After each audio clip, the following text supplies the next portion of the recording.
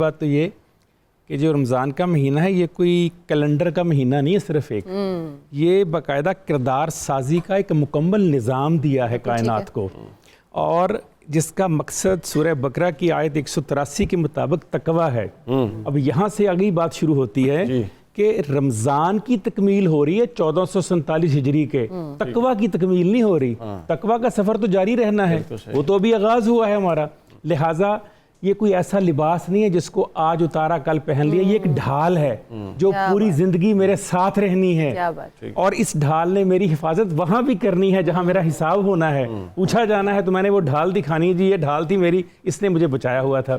अच्छा, अब ये है कि नफ्सियाती तौर पर आदत हो जाती पुख्ता, तो आपने नफ्सियात की बात की, उसको हम कहते हैं न्यूरोप्लास्टिसिटी साइकोलॉजी की जुबान में। जो न्यूरल पाथवेज होते हैं उनकी जो रीवायरिंग है ना, वो बहुत ज़रूरी होती है। अब जदीद नस्ल को समझाने के लिए बात बताता हूँ, जब ये मोबाइल लेते हैं और उसके अंदर ऐप डालते हैं तो दो बातें होती हैं, एक तो मोबाइल को भी अपडेट करते हैं वर्जन को, दूसरा ऐप्स को भी करते हैं। इंसानी जिंदगी को अगर ऐप समझ लिया जाए तो इस ऐप का नया version rewiring of the brain as well as rewiring of the किरदार है।